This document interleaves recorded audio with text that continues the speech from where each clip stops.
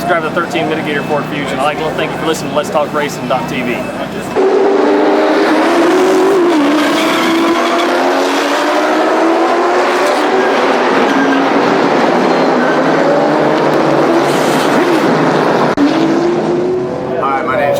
Jr., driver of the number 5 Kiker Motorsports Camry.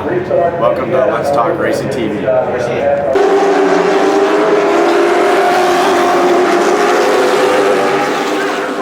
With Rockingham Speedway. Thanks for listening to Let's Talk Racing. I'm Terri Peter, driver of the number 17 Toyota in the NASCAR Camp World Truck Series, and you're listening to Let's Talk Racing.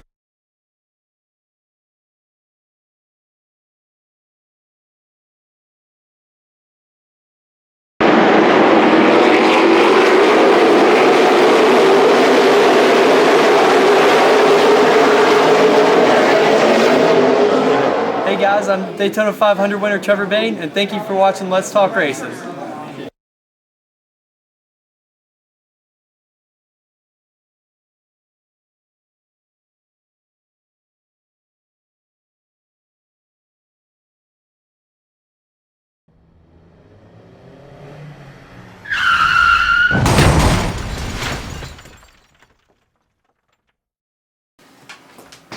I'd like to welcome everybody to Let's Talk Racing. We've got Scott Allen, Albert Pearce, Jack Dodson, Brian Morehouse, and myself, Roger Brehm, here to enjoy the evening with all the latest and greatest news of NASCAR and other divisions.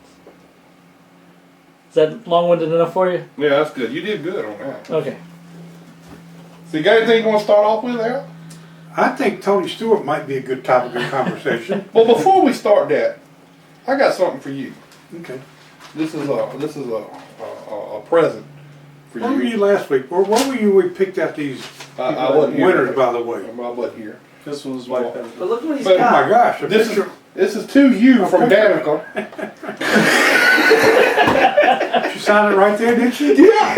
Wow. It even says 2 Al on it. Yeah, I even had her put 2 out. Yeah, you spelled it right. And she says she would appreciate it though if when she gets up to speak in the media center, you don't get up and leave anymore. She ran good the other day until like 10 Wait a minute, you said she run good? She ran good the other day until like 10 to go.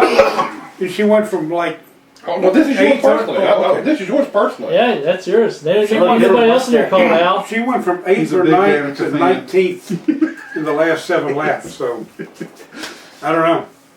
I asked him, did she run good a couple weeks ago? And he's like, well, she finished well. She didn't run good, but she No, finished she well. ran good at New Hampshire. She did okay. Yeah, she wasn't nearly as... I'm going to buy a lot She of didn't tickets suck as bad tonight. as she normally does. Yeah. Well, I mean, I just And she and her boyfriend finished, I think, right beside each other again. well, Well, the week before they had a little yeah, the week altercation. I think that the two of them have run into each other more times than any other two people in NASCAR history. The last couple of Well, years, for sure. I'm glad he went and had his spotter tell her that it was his fault. Because if it hadn't, Ricky Stenhouse would have been in big trouble. Yeah, yeah.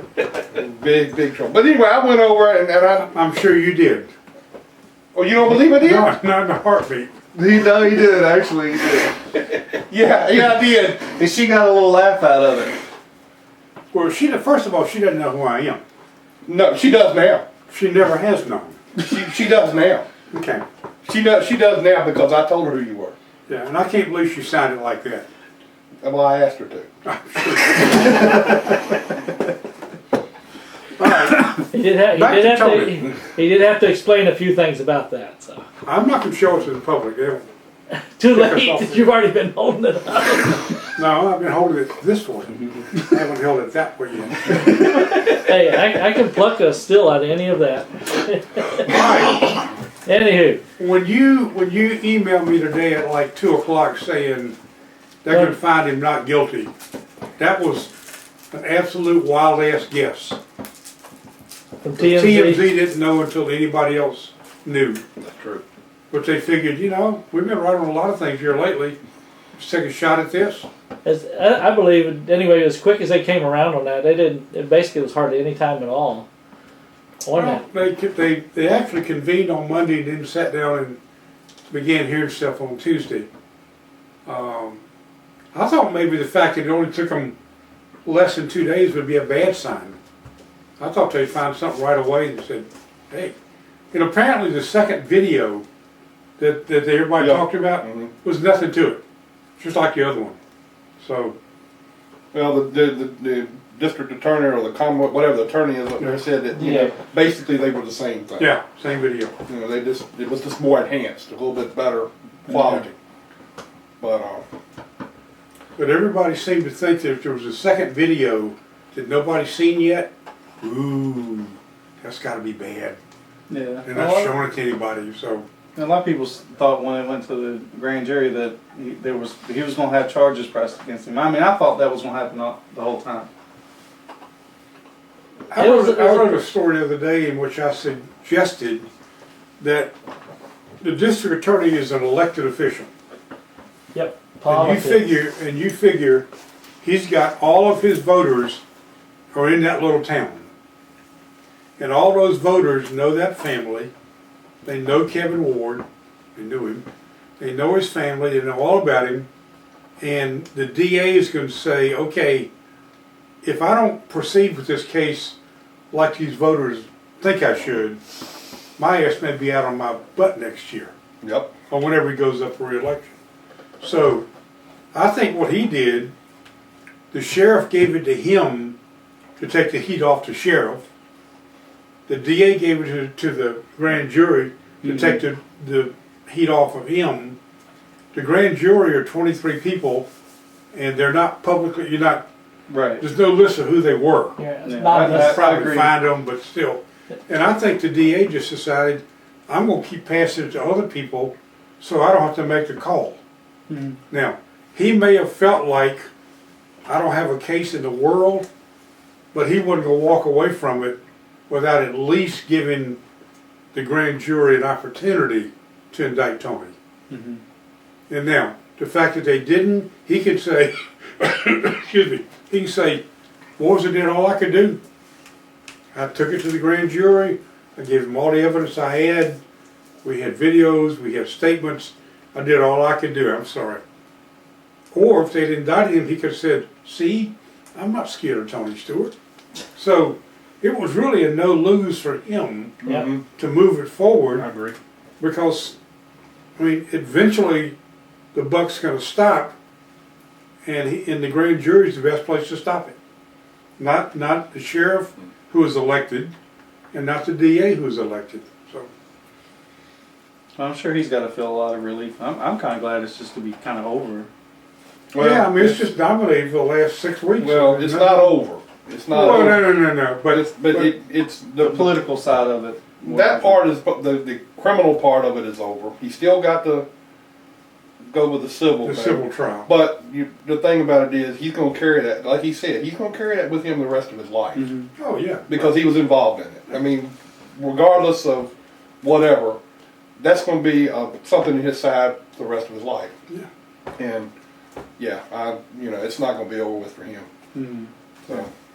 I think the mother of the young man, and I'm understanding that she's coming from a perspective that we can't possibly understand, but she's really saying she's trying to deflect any blame off of her son, and still by saying, well, he didn't slow down under caution.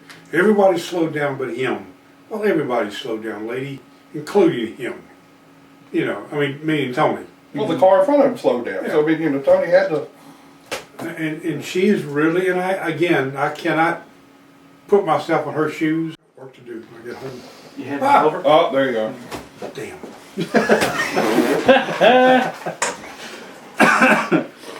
But the thing is,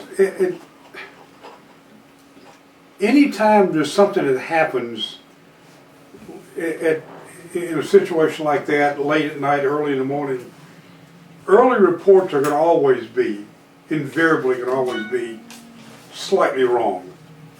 I mean, you hear it, the 9/11 stuff. The first I heard was that a Cessna had flown into the World Trade Center. And then, you're going up there? Where are you? You gonna be up there? Oh, we're back again. Hey, we're back. And you're awake this time. I scratched my nose, it took so long to get up there. All right, where were we? I forgot. Somebody say something else. Are we done with Tony? For the time being. Okay, And we're gonna get Christian on here. okay.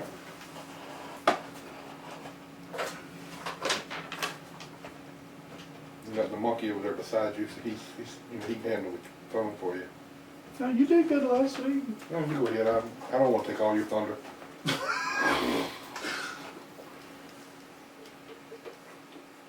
Roger's on the phone, we must be having serious problems.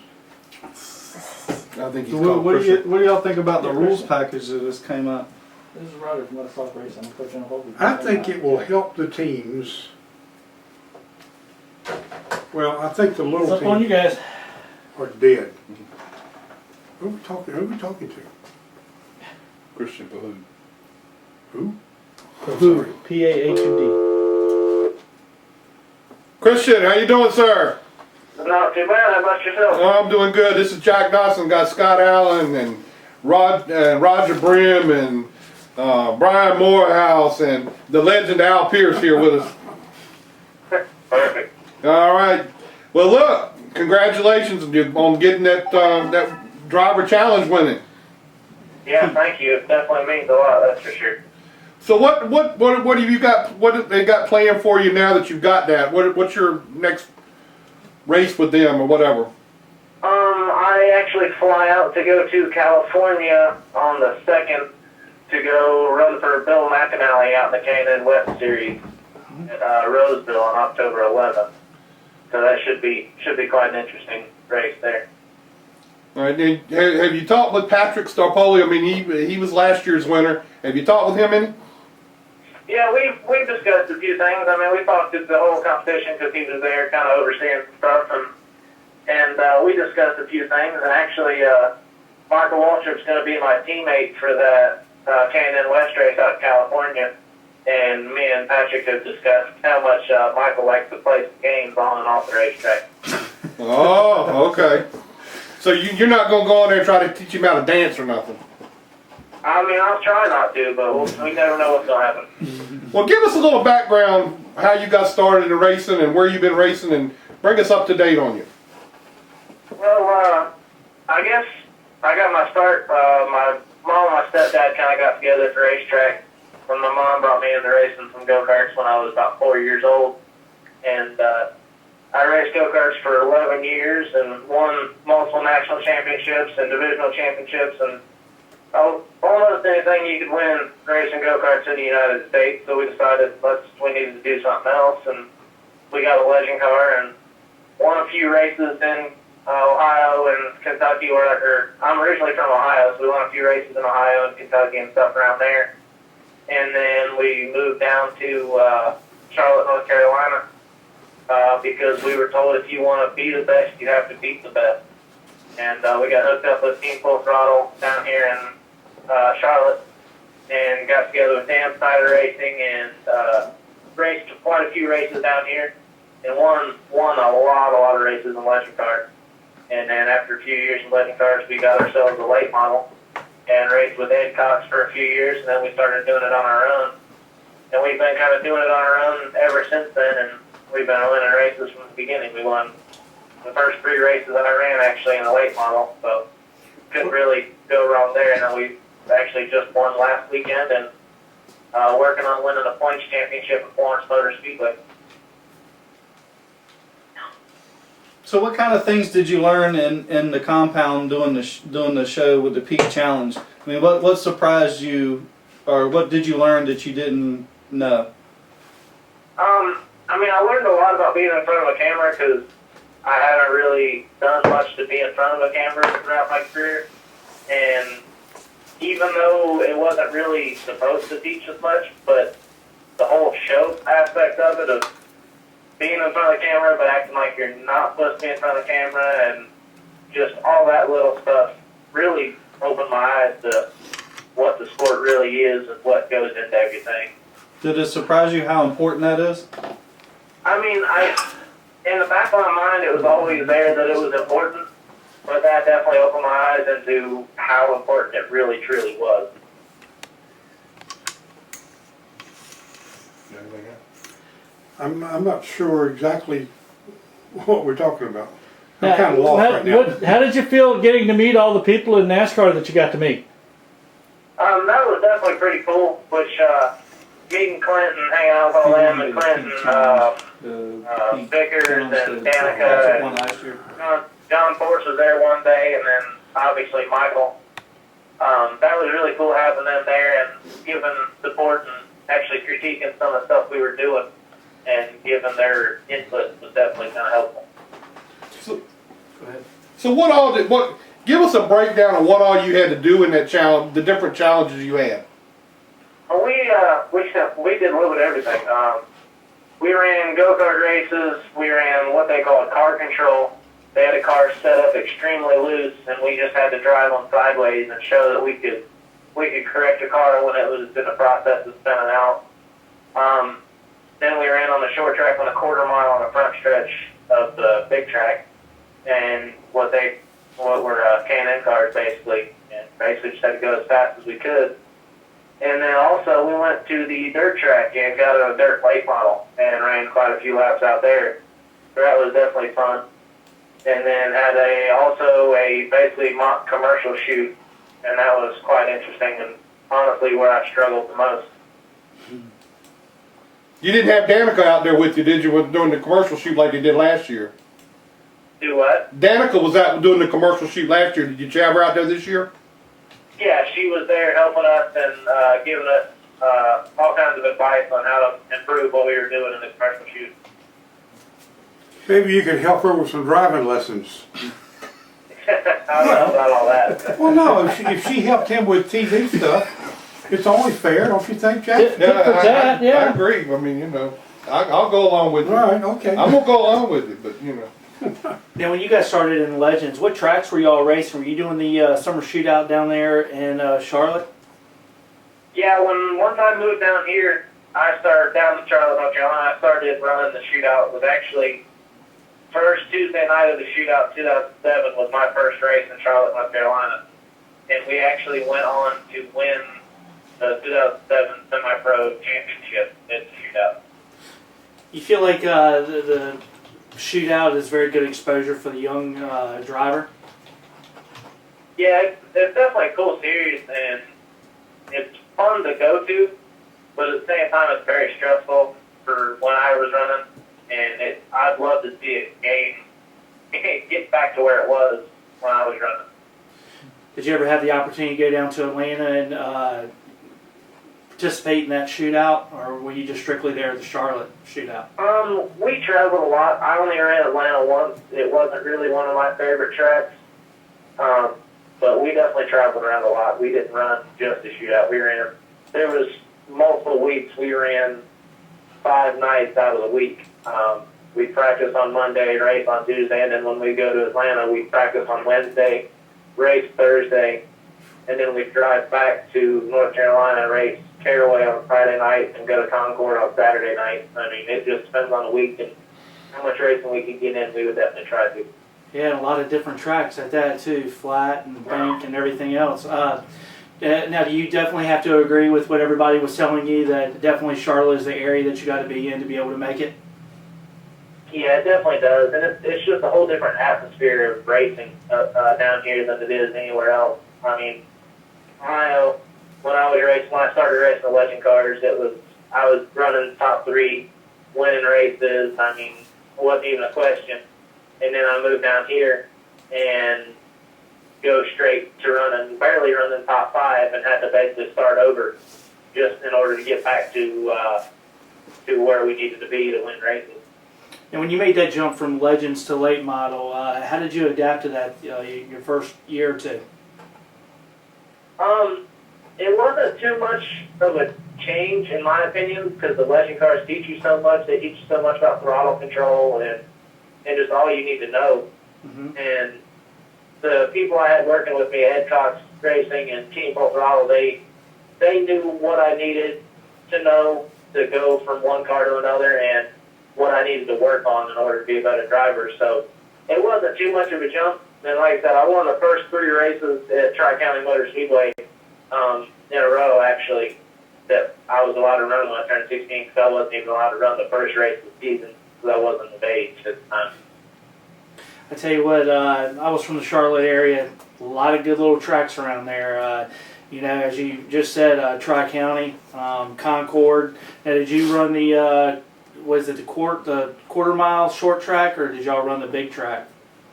In the legend cars, we ran on the quarter mile at Concord, but I ran a race or two on the big track in the late model once I got into it before they closed that track down. But we've definitely done quite a bit of traveling. We run Southern National in the late model, and we actually ran South Boston in the legend car. I haven't been there in the late model yet. Looking to within the next season or two.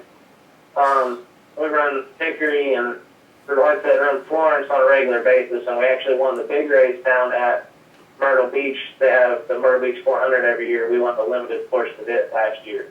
So we're going to go try and do that again this year if we can, and maybe try and make my first Myrtle Beach 400 start this year. I tell you what, that Southern National down in Kenly, North Carolina, that is definitely, it's an experience, isn't it? Yeah, that is one racetrack I can say that it's a treat to go around, because you drive off into the corner and you're in the center of the corner and you look up to the top of your windshield and you still cannot see the exit of the corner. That's how much fun it is to go around a racetrack, not knowing what's coming. What to expect. Yeah. So what is your schedule for next year then, with the whole Peake deal? Right now, nothing with the Peake deal. It just this one race, but depending on how this race goes, they may end up working something out to run more. Yeah, no, Patrick stretched it out about as long as he could.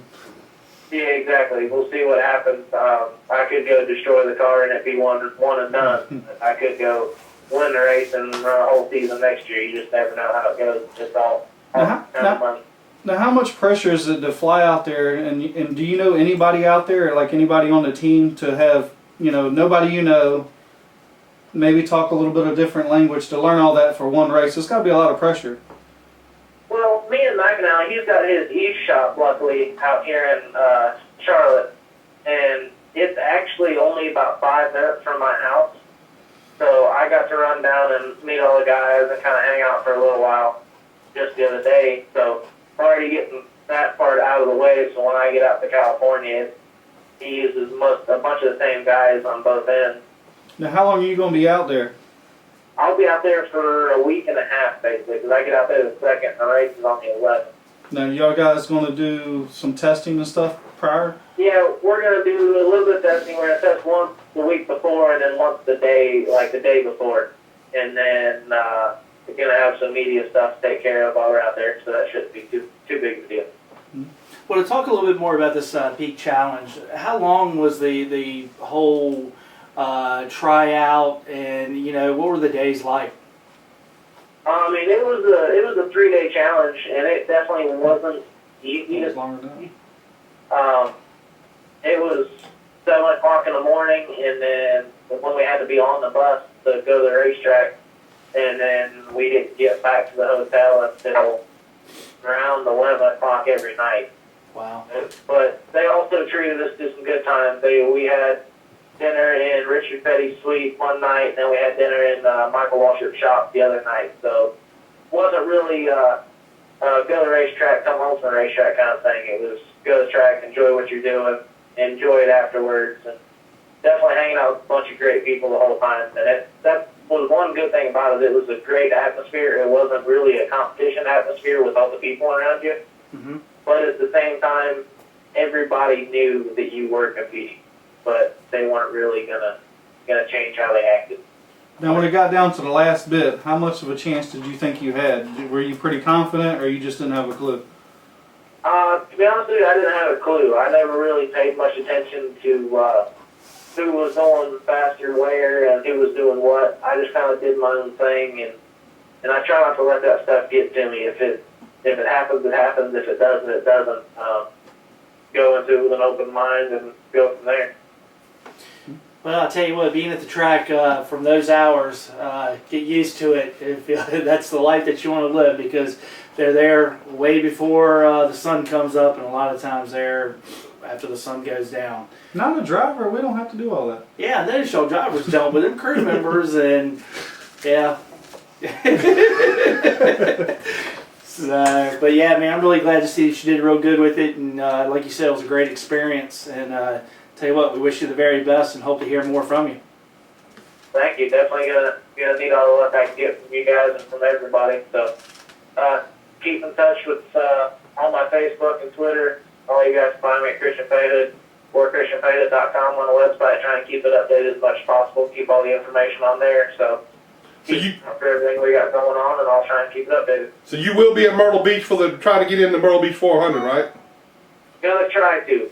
No guarantees on that yet, but we're almost guaranteed to run at least the limited portion, if not the late model portion also. All right, man. Well, I'm gonna check you out. I'm gonna be down there for that, so I'll talk to you when I get down there. All right, sounds good. Come find me. All right, man. We'll talk to you later. Appreciate it. Thank you for calling. Thank you, guys. Now you see, there's some hope for you.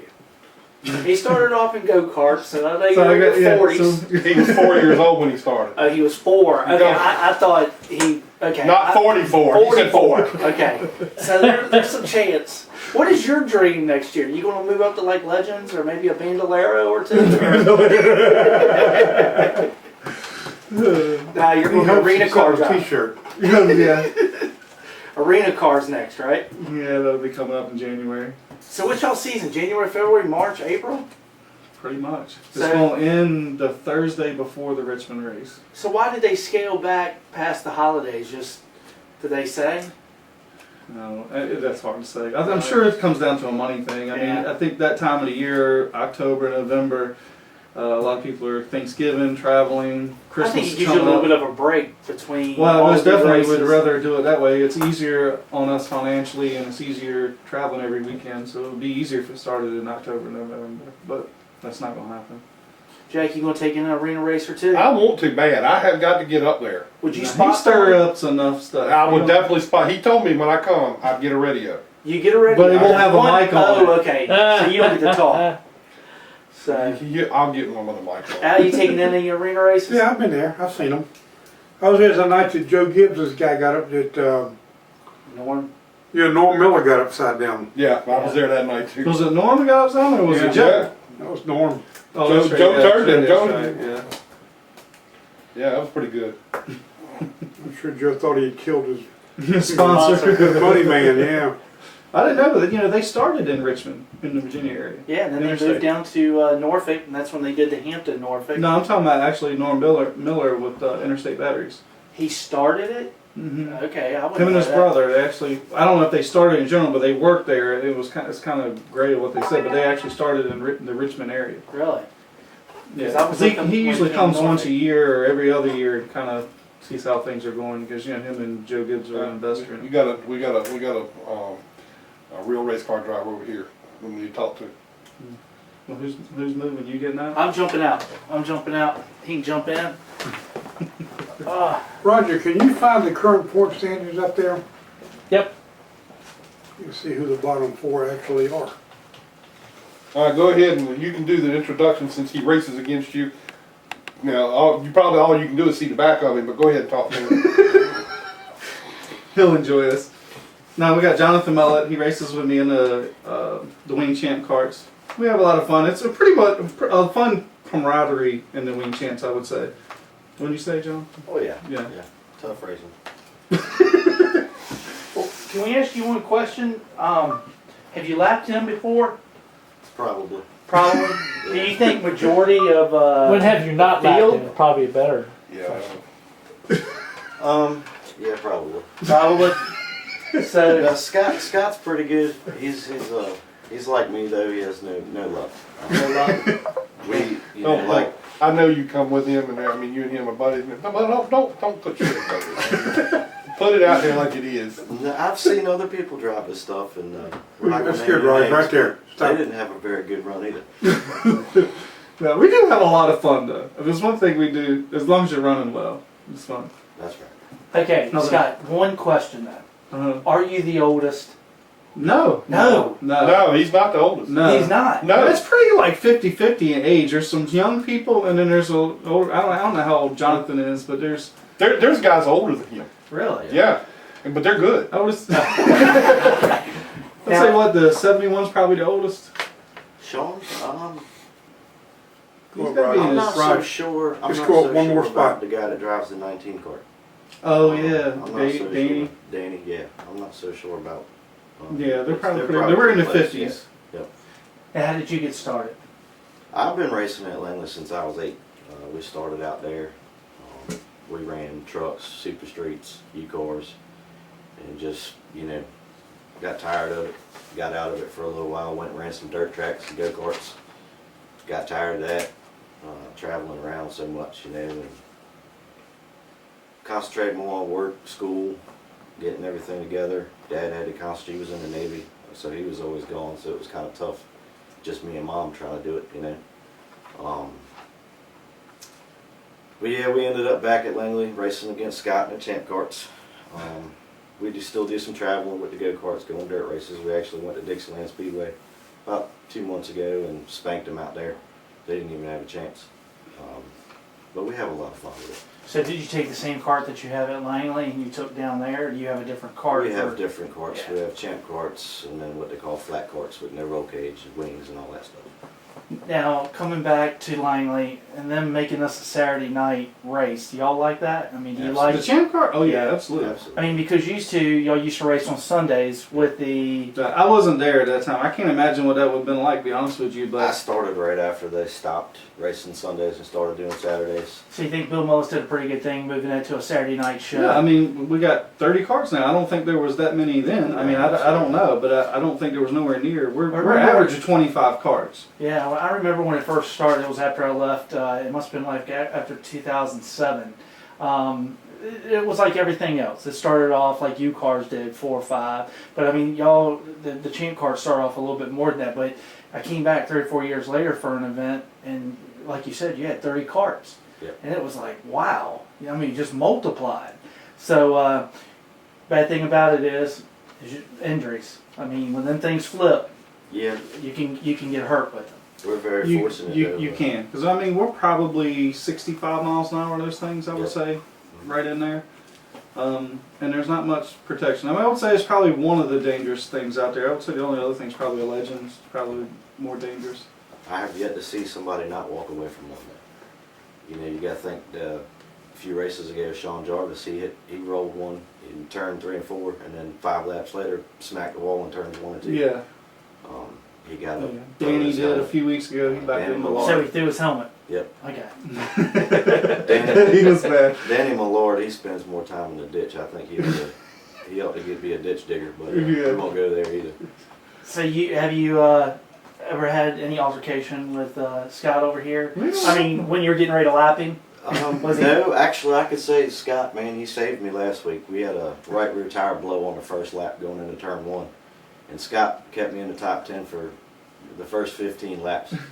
I was just using him to hold me down at the bottom. That's all I could to hang on to that thing. But once he got grouped and got away from me, that was the end of my night. Okay, can I ask you a question?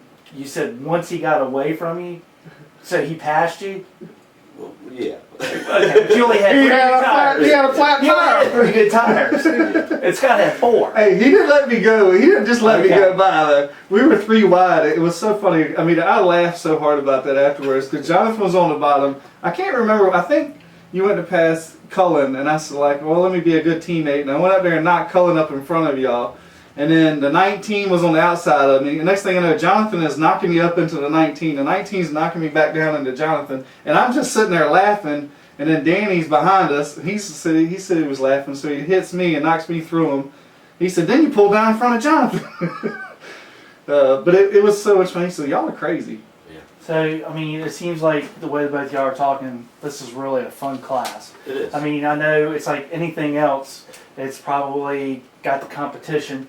You got the people that will pour every dollar paycheck they get, they'll pour into it. Yeah, I mean, that's in any of it. The only downside of it, and John will contest it, you're dependent on somebody else. That's the only sucky part. You can be as fast as you can be the fastest thing on the field, and you're only going to be as fast as the slowest cart in your pack. Right.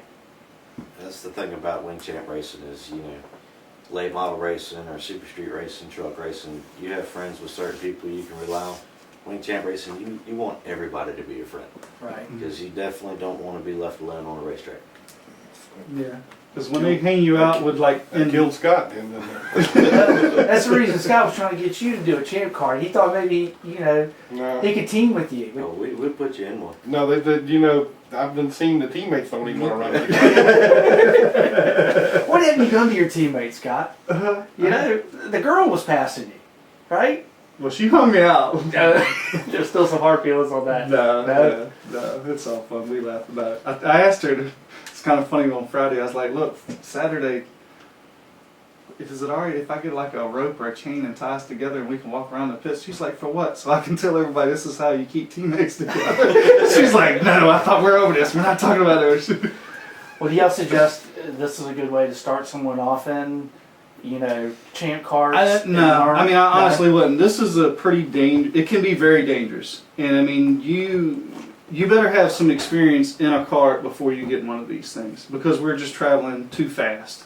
And I mean, literally, Jonathan will tell you, when you're in the middle of a 3-cart pack, the only thing you can do is hold on. You don't have no control. No. I mean, the cart is literally just kind of swaying back and forth, because you got the rear cart moving the rear of the cart, and the front cart's kind of hooked to the cart in front of you, and you're just, wherever they move is how your cart moves. I mean, you're literally, get on the guy's bumper and you don't let off. You want to be, if you get 1.5 feet off of his bumper, you're likely to start losing the draft off his car. You can pull back, especially if there's 2 carts cooked up in front of you. Now, not mentioning tracks or anything like that, have y'all really seen a real serious accident with these things? I mean, the only one that scared me that looked crazy that I seen was Angela Marie's last year, or year before last, when she broke her shoulder. Yeah, when Matt, I mean, she just spun and Matt just, I mean, you can't turn. I mean, you can't help it. Plowed her. I mean, that's why I like that night race when I spun in front of the pack. I didn't even look left because I just knew somebody was going to hit me, and thank God nobody did. I pulled a Danny and I went through the ditch and grass and come out of the So when you're in last place and you spin out, you're worried about the first place car coming around hitting you? No? Okay, I didn't know. Pace car? yeah. Pace car. These people are getting ready laughing. The cleanup crew when they come up. Here comes Lyndon. But I would say on a serious note, I mean, the reason Jonathan came, we want to bring awareness to, is it your sister or your sister-in-law? My sister-in-law. Your sister-in-law has a brain tumor, and you have a GoFund account. Did you get that? Well, give us a little bit of background on it. She was just diagnosed, was it a year or 2 ago? No, she found out about it 5 or 6 years ago. I think it was, I don't want to say this the wrong date, but it was definitely 5 or 6 years ago. And over the years, it's progressively gotten worse. She's got a cyst attached to it now, which shut down her immune system. So every little thing, if somebody coughs on her the wrong way, she ends up in the hospital fighting for that. And it's just it's a poor girl. It's just a never-ending battle for her. Well, this all came about this week. Like, Scott had sent me something on my Facebook, but I had read about it in the Daily Press. Mm-hmm. And a school teacher had actually told me about reading it. I'm from Gloucester, and a mother of 4. Yes.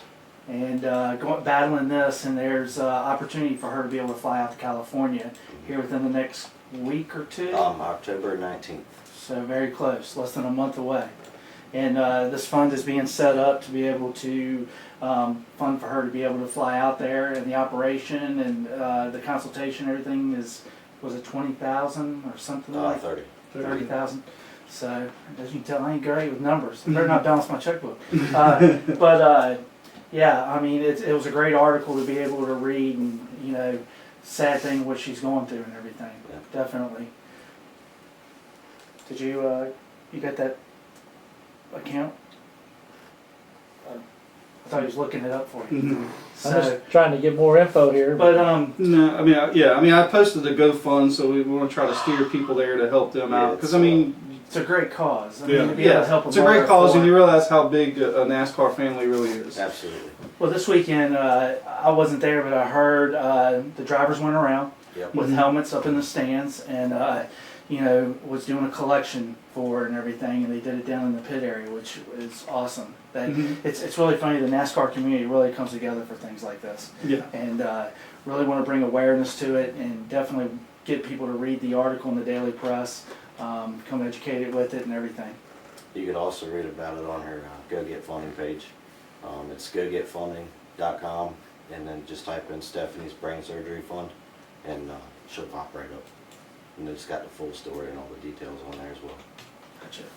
Now, how old are our kids? They are 15, 10, 12, and 7. Wow. Yeah. But we'll definitely want everybody to go ahead and check that out, and definitely appreciate you coming on the show. I appreciate and you guys. hopefully we can get the word out there and keep on I spreading mean, the word. I've shared it on my Facebook. I tagged Jack, and I think you shared it. And Shared it I on appreciate that. So definitely try to draw as much attention to that as possible and try to help her out in any way. Definitely appreciate everything. So, want to talk about Chase? Did y'all finally get the rundown on who's where and what's going on? Who's going to be out? Well, right now, the bottom 4, starting from the bottom and moving up. Almiro's on the bottom right now. Kurt Busch is next to last. Biffle, and then Hamlin. So we've got the 11 to 16 to 41 and the 43 of the bottom 4. And I don't have exactly the numbers. I want to say like from. Well, they're all pretty Carl. close. Oh yeah, they all are Denny pretty is close. 48, Greg is 48 back, Kurt Busch is 50 back, and Eric is 52 back. So there's only 4 points. Pull it up on J-Ski. It's got the So really- differential. The Al, you looking at it So like if you go, hold on, Roger. If you go to Kenseth, leave it like it is. I'm trying to get back to where it was. Leave it like it is. If you go to Kenseth, who was 8th, I believe, Yeah, he's 40, behind. and the other guys are. Amarola What's is the last 52. guy? 52. Eric Amarola, he's 52 back, so he's Well, 12 he's Okay, only so 12 points. Half the field. so Well, you, between 8 you and really 16. think anybody this weekend that if you're in the 5th place on down, have I No. seen that right? I would say from 8th down. Yeah. 8th down? 8th down. I think Jeff is pretty. He's pretty secure. Yeah. Dale Earnhardt's is secure. We're only losing 4 now. We're not Yeah, that's losing. what I'm saying. Yeah. They're Yeah, but secure. any of they're those secure. from there back has got So a then chance you- of falling out. But from 8 to 16, you're looking at 12 points. Yeah. Now, who really surprised you out of that top 16 on where they're at? Number one for me is Allmendinger. Yeah. Awesome, they're in 10th. He's in 10th. I thought he was But higher. if you'd have seen the day Kyle Busch had Oh, and then and how he survived it, Yeah. and didn't, and I didn't hear anything about how he got mad or anything. They said he was pretty calm. Scroll down there, Roger. I'm amazed that they're up that as high as they are. Okay, who's the biggest disappointment in there, you think? Oh, the 11 car. 11 car? For sure. Oh, yeah. Yeah. I would. Okay, that's good right there. Yeah, there's nobody in the top. God, there's nobody in the top 8 or 9. It's a big surprise. Allmendinger's a bit of a surprise. In 10th. Maybe Casey Kane's a surprise. Bad as they ran all year and happened to sneak one in Atlanta. And they had a rough time at the race in New Hampshire too. They had some issues too, and so So you think we're looking at Kenseth, Edwards, Allmendinger, Kane, Newman, Hamlin, and Biffle. It's going to be a race to see who's going to be Busch able to get in. and Busch and Well, you got Busch Busch and and Almirola Mm-hmm. are also in that group. So, I mean, Hamlin got eighth ran on- well eighth at Dover on last down. year. I don't know how they did in the spring 8th race. to 12th, there's not that much points. You're talking 2 points between 8th and 12th. right. And it's And you're only gonna 6 take more 4. points to Denny and to Biffle. Okay. So if any one of those guys in that 8th through 12th have a bad day, they could be looking at not making it. Yeah. All right, we'll take each one of y'all's opinion. What do you think of it, Scott, so far? I think it's been interesting. I mean, it certainly has added some excitement to this part of a chase. Mm-hmm. Like I said, I agree with the chase. I mean, You like it so I like far? it. I like it You so like far. what you've seen? I think it's going to be interesting come Sunday because the guys that are going to be falling out are those guys going to take a huge chance and go for a win somehow at some crazy call at the end. Right. What'll happen? Because it's going to knock Ryan Newman, which is in at this point, it would knock him out. Right. Then Now- what does he do? You know, I think at this point in the chase last year, it was still an 8-race chase. Right now it's a 1-race chase. mm-hmm. Yeah. You basically got to look at it if you're any of those bottom 8, you got to think that this is our homestead. This is our last shot right here today. We got to do it today. Now, if you're Edwards, Kendrick, Gordon, you're got a little fudge room. But if you're down below 10th, you got to figure this is our last shot.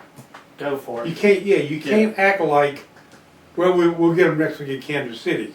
So let's say you may not. Let's say this is like a Richmond that they had last year, and all of a sudden you've got people that are trying to get into the chase. Now all of a sudden you have people that are going to try to advance. Yeah. Are they going to take that gamble in the last 3 laps and then cause a big one or whatever? You know what I'm saying? I mean, I think they got nothing to lose. Right, if they wreck, they wreck. If they don't, then they're still out. But look at the races this past weekend in New Hampshire. There was a whole lot of excitement. Guys that are in the chase, beating and banging and had.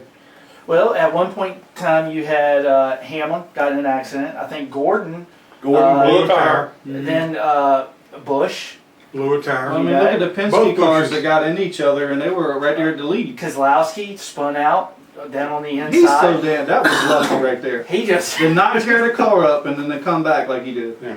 So now, how do you feel if your man falls out? Do you think that that's going to take the excitement away from the average NASCAR fan, or is he going to stay in there and watch it all the way to Homestead? I think they're going to stay all the way. I think anybody's going to want. They want to see how it's going to turn out.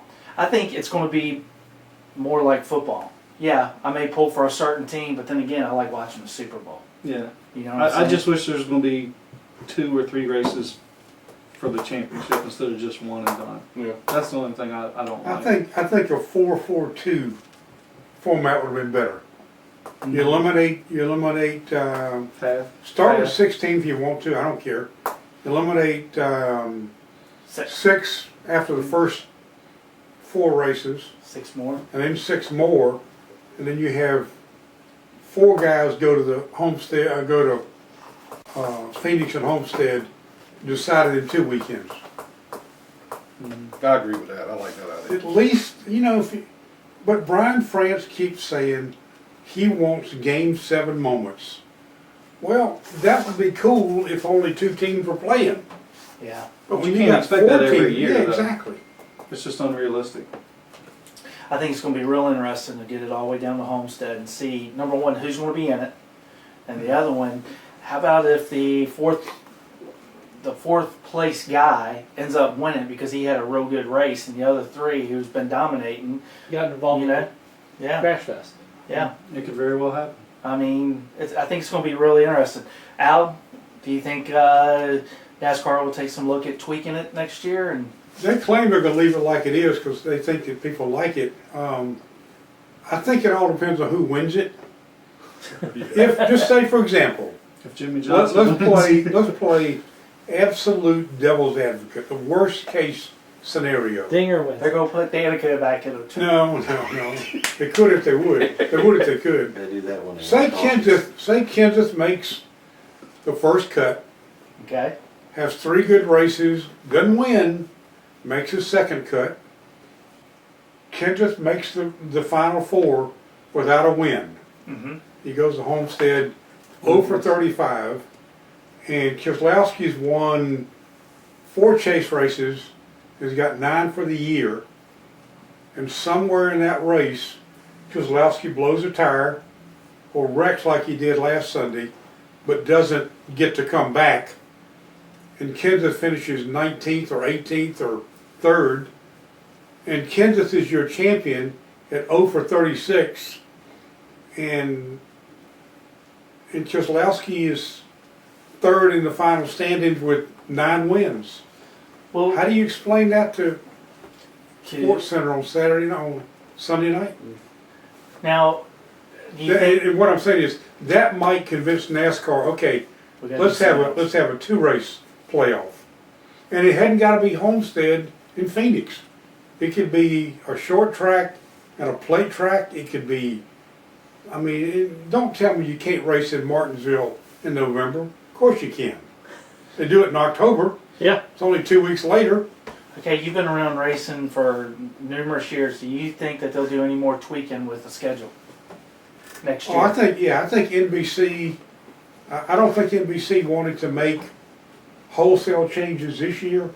Although Darlington moving to Labor Day is a pretty significant change. Were you shocked to hear that? I'd heard it was coming. I heard a lot of folks wanted it, but you don't know. And moving Atlanta to the second race of the year, to me, Bruton Smith is trying to kill Atlanta so he can take a race to Las Vegas.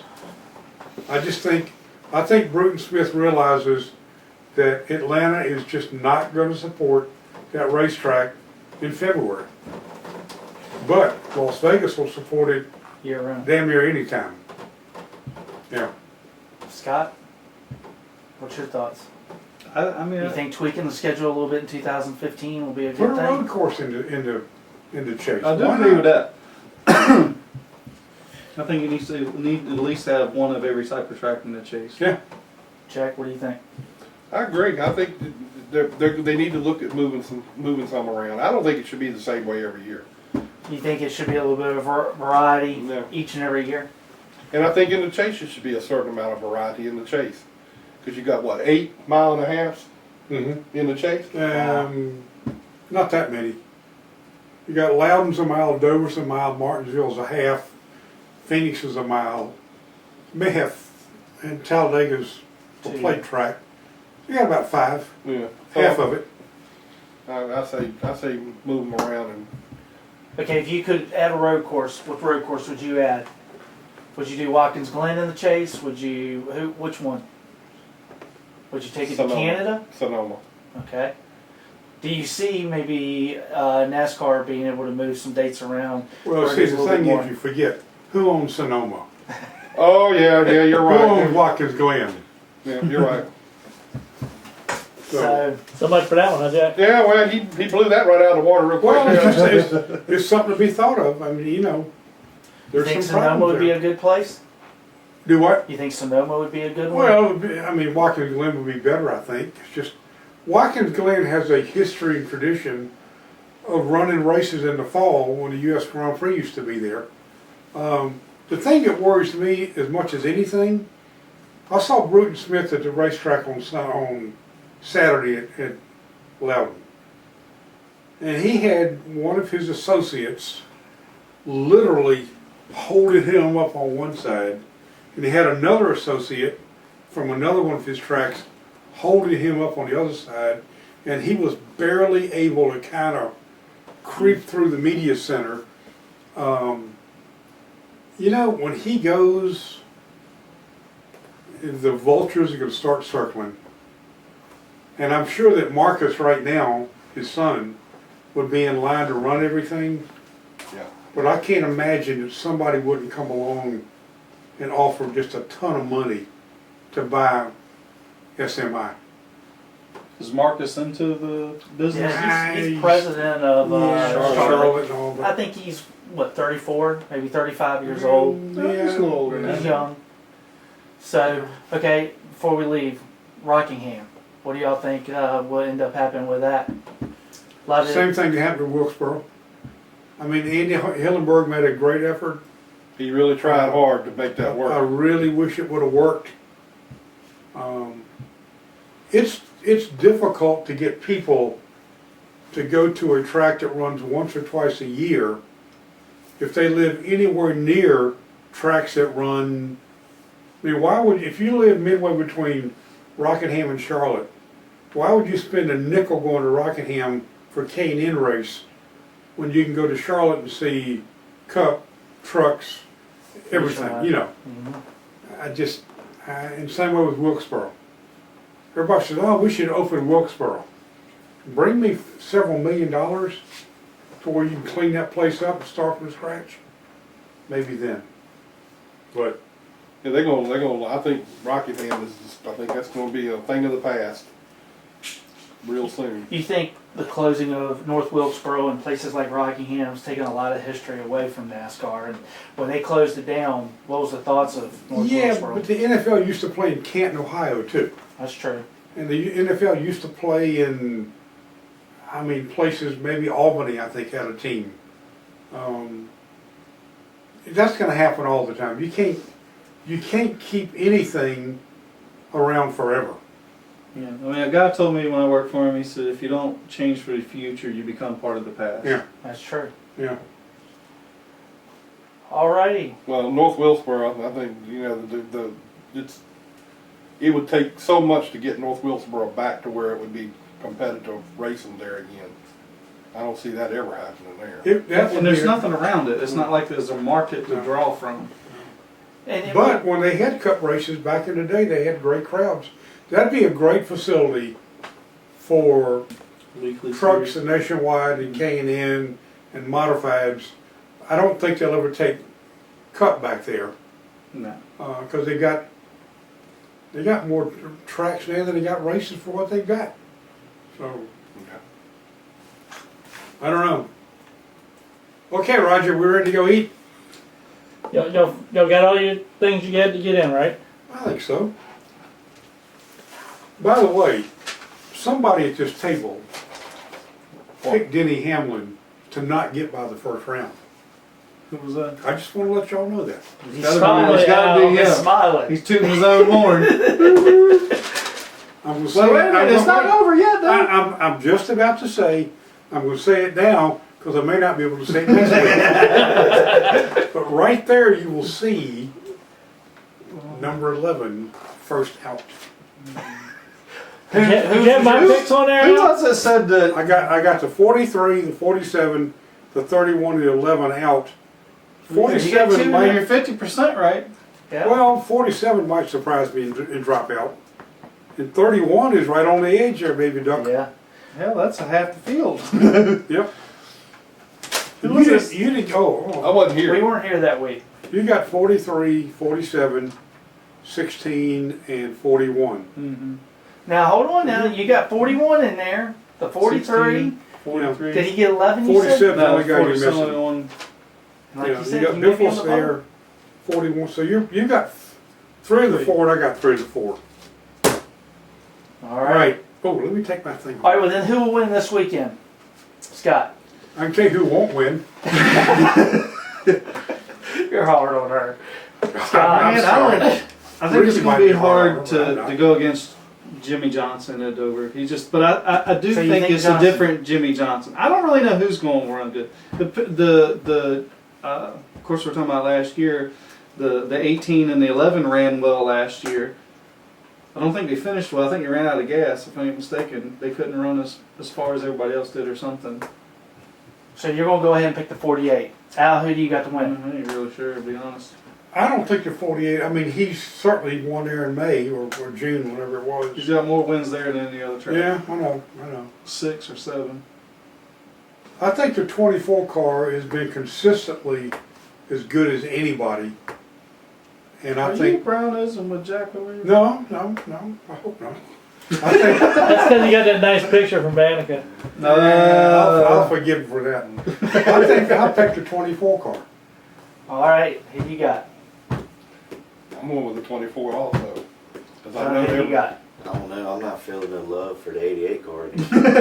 I was getting ready to say the 88. He's I been think hanging around there all year long, beating around the bush. He has, but they need to find a little bit of speed. They need to Well- step up a little bit. Now's the time where the teammates come into play, you know.